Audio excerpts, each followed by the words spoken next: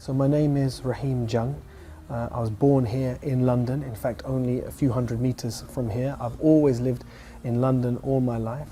My father came here from India in the 1940s, but his family were originally from Hijaz area of Arabia.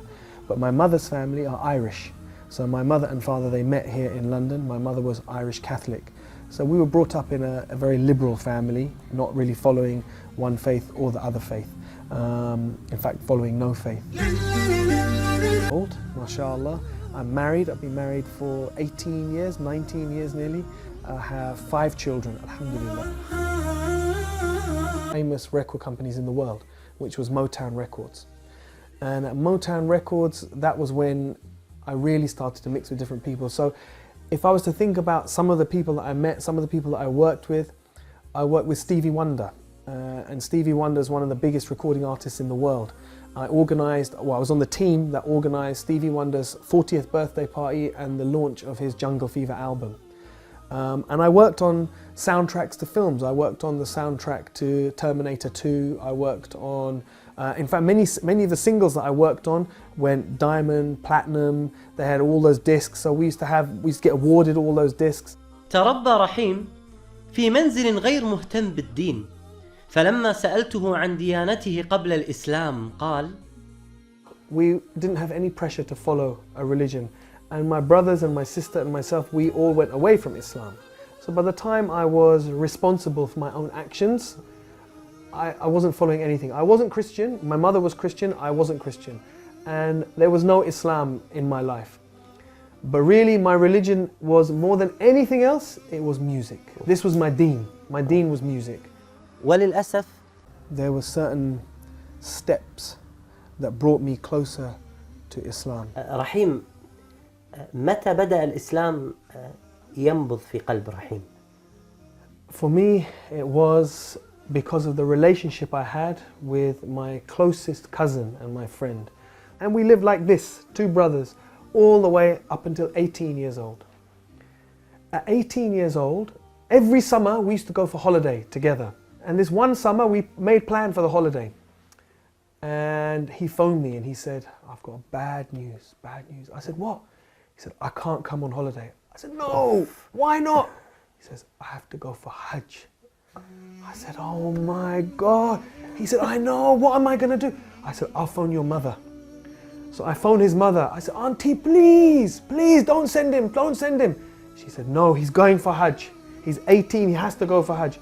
I said, no, please, we booked the... She said, no, he's going. He said, what can I do? I'm sorry. So I went on holiday with my other friends. He went for Hajj. When he came back from Hajj, he was totally changed. Totally changed. He started to grow his beard. He stopped coming out with us. He wouldn't come anymore to the, to the places where there was mixing and the place where there was music and all of this. He just started to practice his deen. But when I used to meet him, he was content. He was happy. بعكس ما كان يشعر به رحيم. بالرغم Started to have some problems. My relationships started to have some problems, but my heart started to feel different.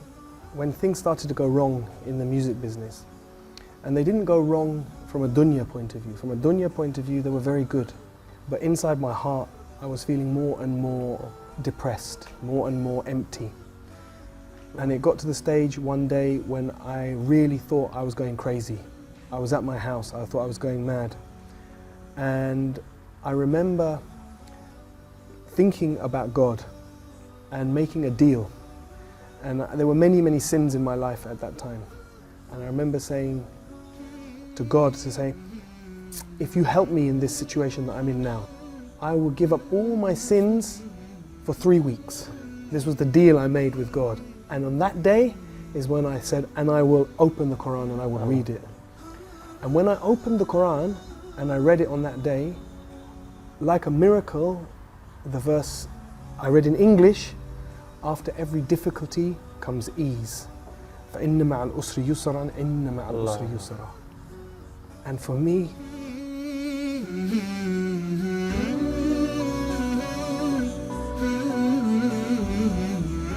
it's like a miracle, because I was very desperate at that time, and I didn't know where to go. I didn't know where to turn, and I thought I was going crazy.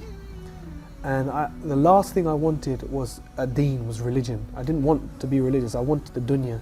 It was as if this verse was just written for me, no one else.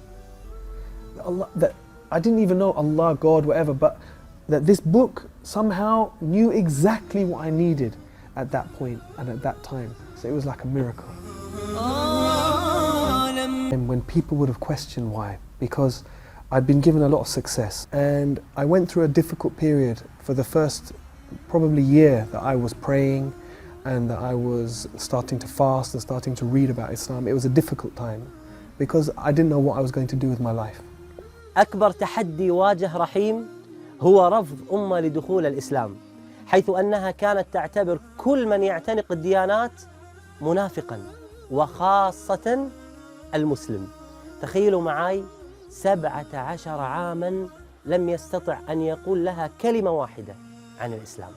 Then when she found out she had cancer, and it was a very bad cancer, only 3 weeks she had to live.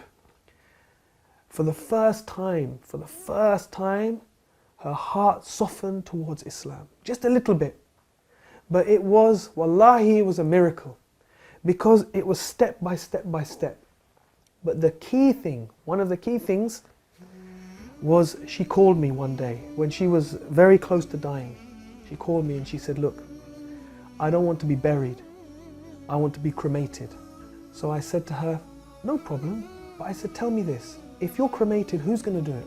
She stopped, she said to me, well, what's the alternative?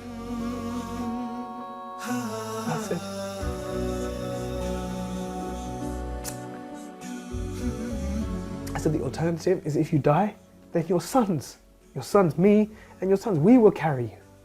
No one else will see you. And we will take you to a place, and your daughter and your daughter-in-laws, they will wash you, and they will prepare you, and they will wrap you in a simple white cloth. And no one will see you. And in one day, we will bury you in the ground, with no coffin, with no fuss, very, very simple. She said to me, that's what I want. She said, that's what I want. But now I had a problem. She's not Muslim. So she phoned my brother and sister and she said, I want a Muslim burial. I would just try very slowly to give her small bits of dawah. If there is a creator, do you think maybe he sent messengers?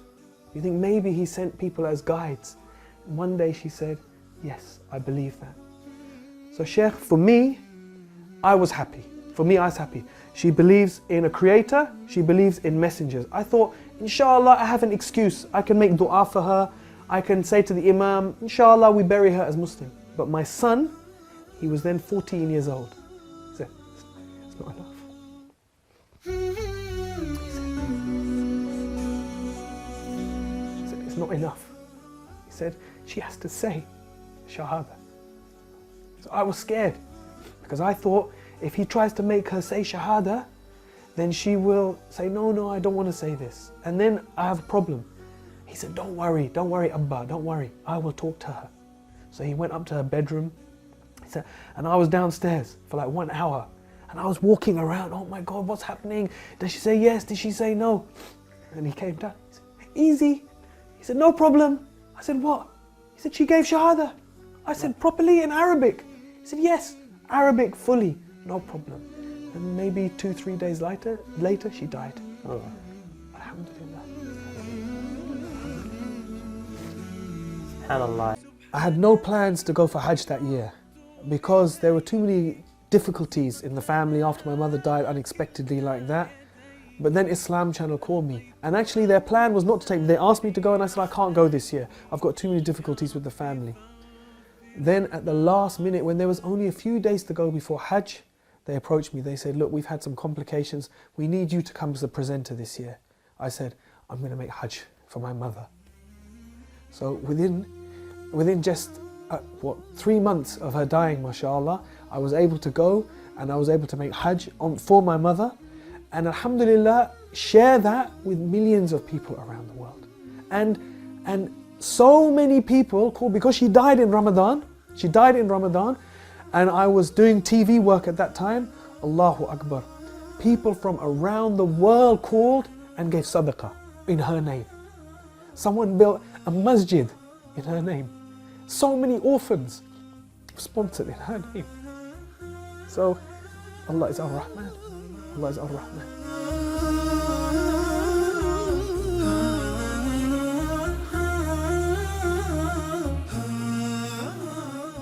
Rahim Sheikh was the first one who I heard, and I thought, subhanAllah, this is so beautiful. So I used to play last juz all the time, and his recitation of Surah Al-Fajr is so beautiful. So first of all, it became my favorite verse just by the sound of it. He used to say at the end of Surah Al-Fajr, Ya ayyatuhan nafsul mutma'inna irji'i ila rabbiki radiyatan mardiyatan fadkhuli fi ibadi wadkhuli jannati. And the way Sheikh Saad Al-Ghamidi recites this, it just is so beautiful. I didn't know what it meant, but it became my favorite verses just by the sound. Then when I began to read and understand what it meant, every time I think about these verses, I just think one thing, that maybe we will hear Allah say this.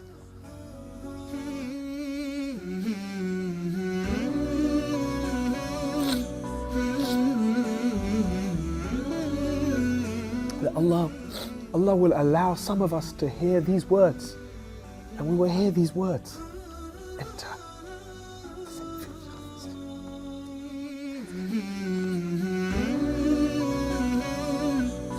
So this verse is very dear to my heart, because this is my hope, that we will hear this, and that my children and my parents will hear these verses. Inshallah.